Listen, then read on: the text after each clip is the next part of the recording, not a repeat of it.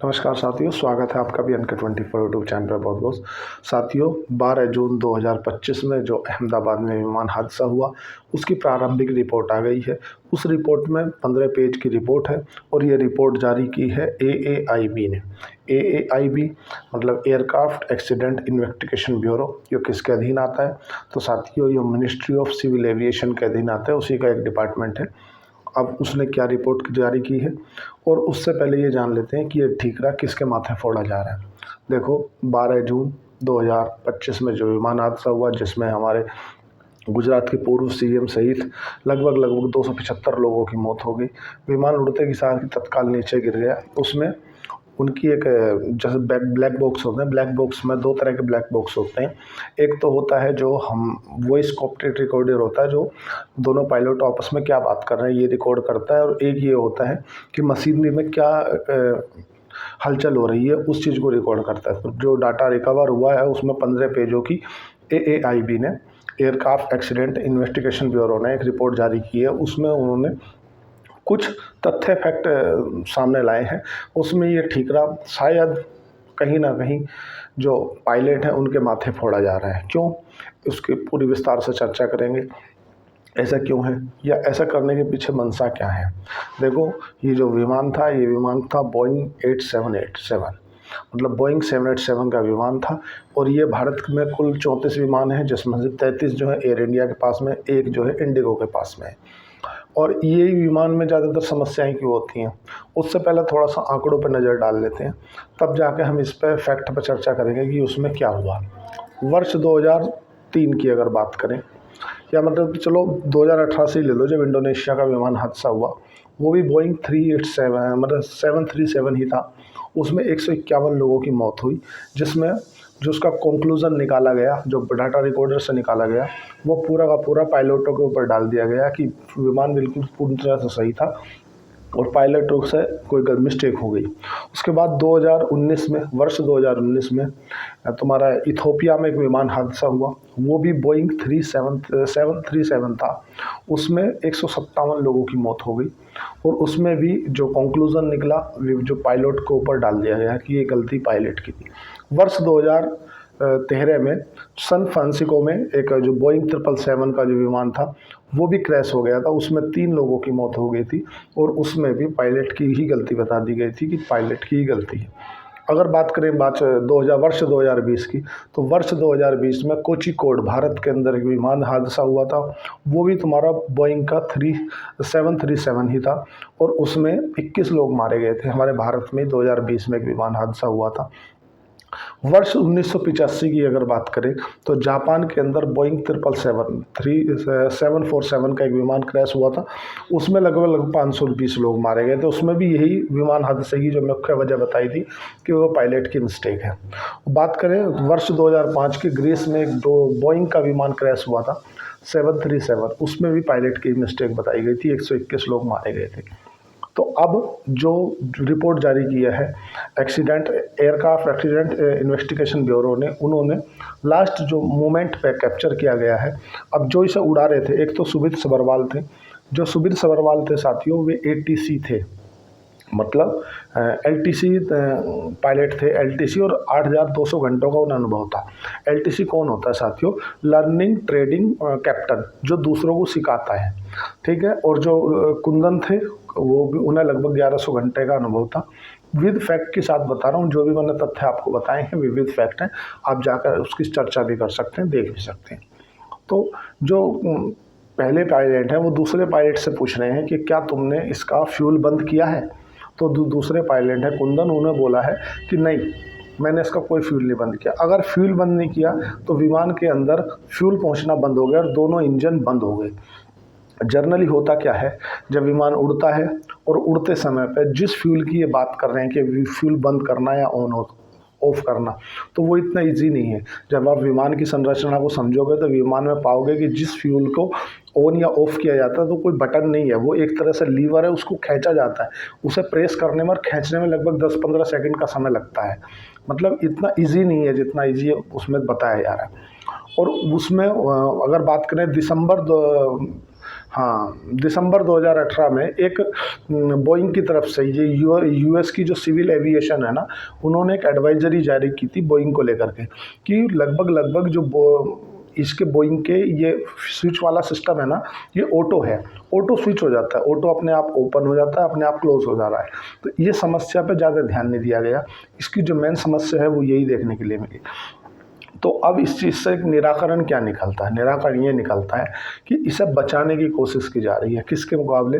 कि इन दोनों पायलटों के ऊपर थप्पा मार दिया जाए, जिससे जो लोग हैं ना, अपनी अपनी सुरक्षा को मद्देनज़र रखते हुए अपने अपने को बाहर निकाल ले।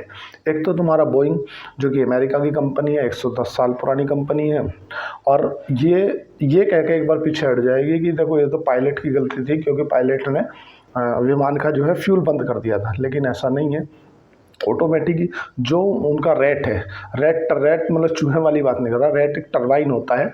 जब दोनों इंजन बंद हो जाते हैं तो नीचे वो टरबाइन खुल जाता है। वो टरबाइन का काम ये रहता है कि जो विमान के अंदर जो मेन इक्विपमेंट है ना, उनको सप्लाई देना। तो रेट टरबाइन खुला हुआ था, मतलब दोनों इंजनों ने काम करना बंद कर दिया था। और इतनी ज़्यादा समय मिला नहीं पायलटों को कि वो जैसे ही विमान टेक ऑफ किया, और टेक ऑफ होते ही हो सकता है ऑटो स्विच ऑफ हो गया हो, कि जो फ्यूल वाला ऑयल है वो बंद हो गया हो। लेकिन जो ब्लैक बॉक्स में पाया है कि वो ये पाया है कि वो जो स्विच था वो ऑन था। जबकि जो पायलट हैं वो आपस में बात कर रहे थे, तो उसमें ये लग रहा है पायलट 1 पायलट 2 से पूछ रहा है कि क्या तुमने फ्यूल बंद किया है? तो जो पायलट 2 है उसकी तरफ से रिप्लाई आता है, नहीं मैंने कोई फ्यूल बंद नहीं किया। तो उनका एटीसी का मेडे का कॉल आता है। बट एक इसमें क्वेश्चन मार्क यहाँ खड़ा हो जाता है कि जब एटीसी से उन्होंने कोई कांटेक्ट किया तो एटीसी से वो अकेले मेडे नहीं बोले होंगे। एटीसी ने कोई सलूशन दिया होगा, कुछ दिया होगा, उसके कोई रिकॉर्डिंग बाहर नहीं आई है। देखो साथियों, क्या है, जो बोइंग है ना, बोइंग कंपनी के आज की डेट में 14,000 से ज़्यादा जो विमान है ना, वो वर्किंग कंडीशन में है और पूरी दुनिया में चल रहे हैं। और एक विमान की जो वैल्यू है ना साथियों, वो 1,000 करोड़ रुपया है। तो क्या हम ये मान लें कि बोइंग को बचाने की कोशिश की जा रही है, या इससे देखो, जो आज अगर आप CNN जो या BBC न्यूज़ या जो न्यूज़ एजेंसियों को देखोगे ना, जो पश्चिमी मीडिया की न्यूज़ एजेंसी है ना, तो वो ये कहीं ना कहीं ये सिद्ध करने में लगी हुई है कि जो विमान हादसा हुआ इसमें पायलट की मिस्टेक थी और पायलट ने फ्यूल बंद कर दिया था। क्यों? जबकि पायलट 2 ने रिप्लाई में किया है कि मैंने फ्यूल बंद नहीं किया, और तत्काल उनकी तरफ से रिप्लाई आता है कि हमें थ्रस्ट नहीं मिल रहा है। मतलब जब विमान को आप उड़ाते हो तो विमान का जब इंजन जान लगाता है तो विमान को ऊपर की ओर खींचते हैं, लेकिन अगर थ्रस्ट नहीं मिल रहा मतलब वो नीचे जाएगा। ये भी बोला उन्होंने, मेडे हमें थ्रस्ट नहीं मिल रहा है। अब बात को समझो, ऐसा पहली बार हुआ है, मतलब ऐसा पहली बार हुआ है जो ऐसा देखने के लिए मिला है कि यार चलो कल ऐसा है वैसा है, या इस तरह की कोई सिचुएशन है। तो अब बात को समझो, क्लोजर क्या है। मैंने जितने आपको विमान हादसे गिनवाए, उन सारे विमान हादसों में क्या चीज़ कॉमन नहीं, कि एक चीज़ कॉमन देखने के लिए मिली कि पूरा का पूरा जो समस्या है ना, वो पायलट और को पायलट के ऊपर डाल दो, है ना। दूसरी बात, क्या इसमें director general of civil aviation, इसका भी कहीं ना कहीं जो रिस्पॉन्सिबिलिटी नहीं बनती थी? जब कोई विमान इस तरह से सिचुएशन से जूझ रहा है, आपने उसको परमिशन कैसे दे दी? आपने उसकी प्रॉपर फिटनेस क्यों नहीं कराई? क्या एयर इंडिया की तरफ से भी इस चीज़ को ढकने की बात नहीं की जा रही है?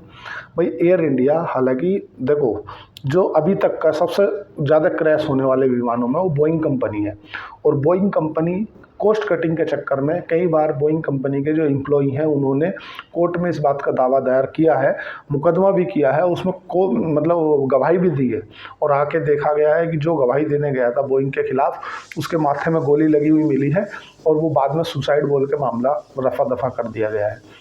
ये वे हादसे हैं जो हो चुके हैं। कई बार एक इंटरव्यू में ऐसा पाया गया है कि जो बोइंग के इंजीनियर हैं, जिन्होंने बोइंग कंपनी के जो जहाज़ बनाए हैं, उनसे बात की है कि क्या आप इस विमान में बैठना चाहोगे, तो उन्होंने मना कर दिया कि हम इन विमानों में नहीं बैठना चाहेंगे।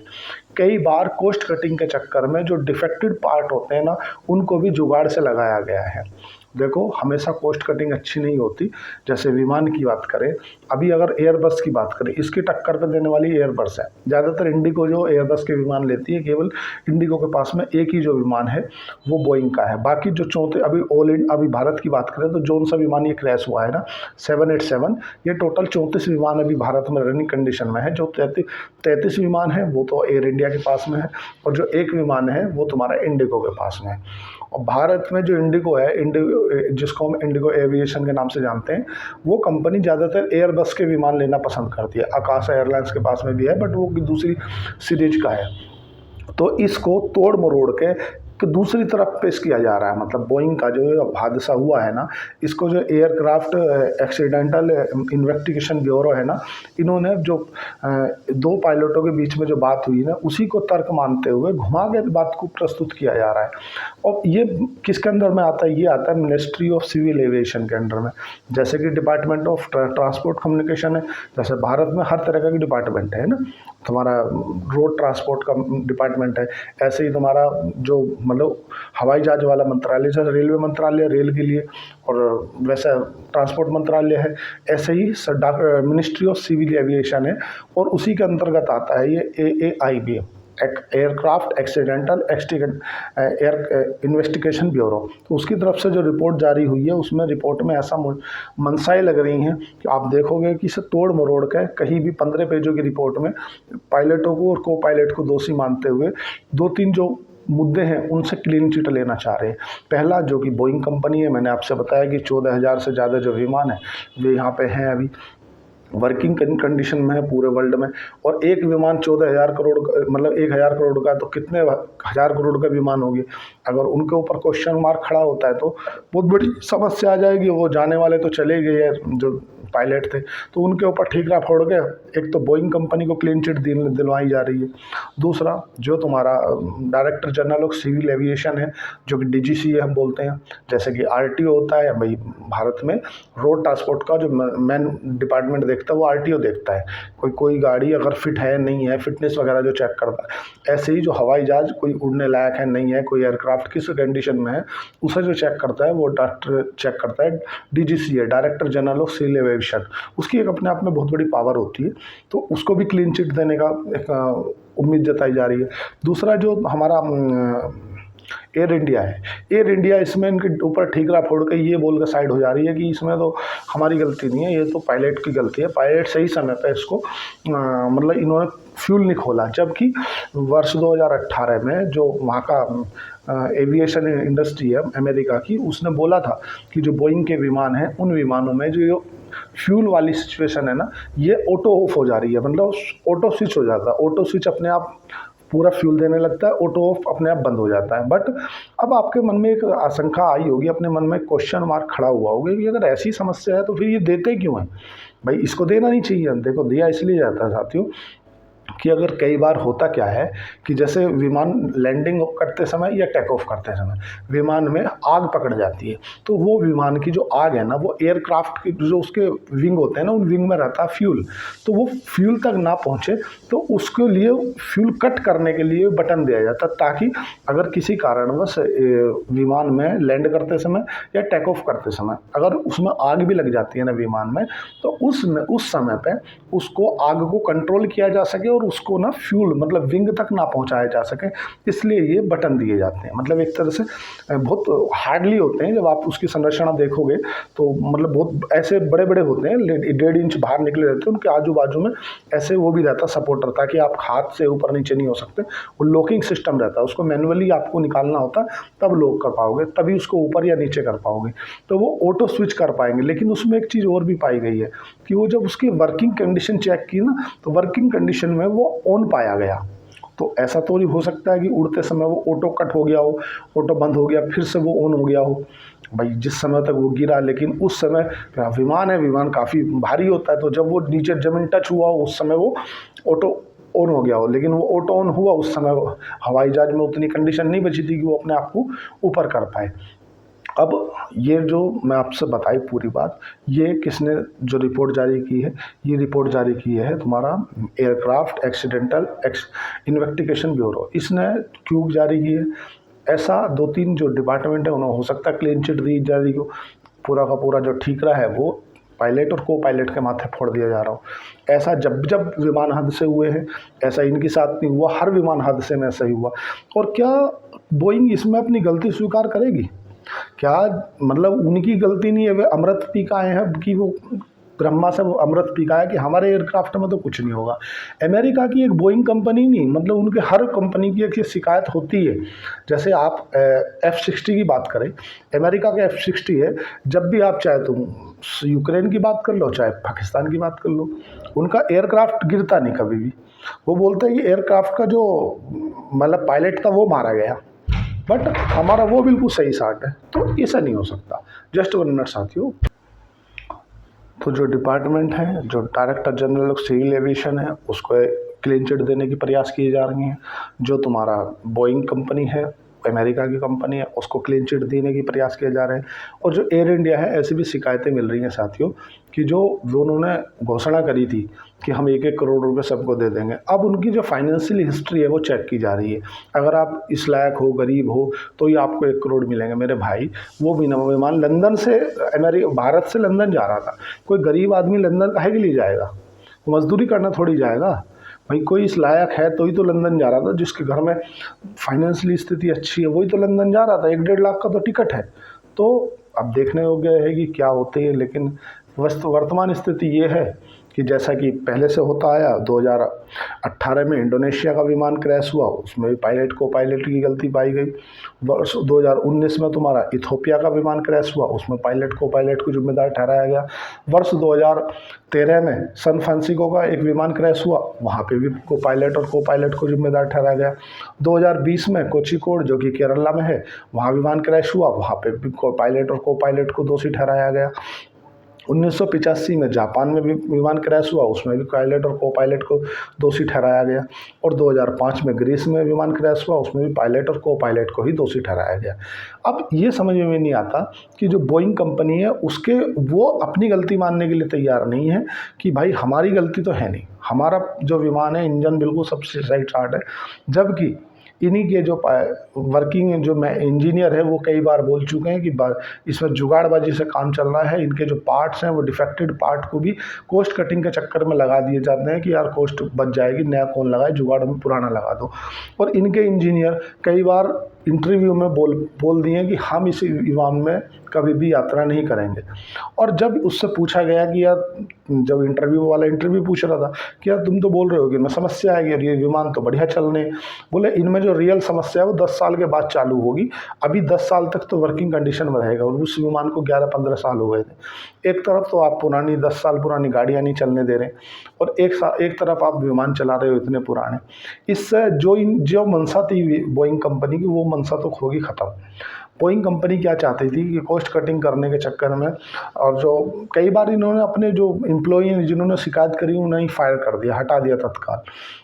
इससे 2 चीज़ें होंगी। एक तो इन जो चीज़ के लिए बोइंग कंपनी कॉस्ट कटिंग कर रही थी ताकि इनको ज़्यादा ऑर्डर मिले, एक तो ये विमान जितने क्रैश हो रहे हैं ना, ये ऑर्डर इनसे मिले ख़त्म हो जाएंगे।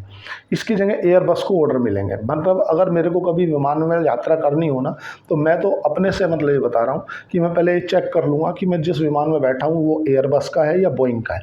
अगर वो बोइंग का है तो मैं नहीं बैठूँगा। कारण है विमान के अंदर की जो तकनीकी कमियां हैं उनको नज़रअंदाज करना।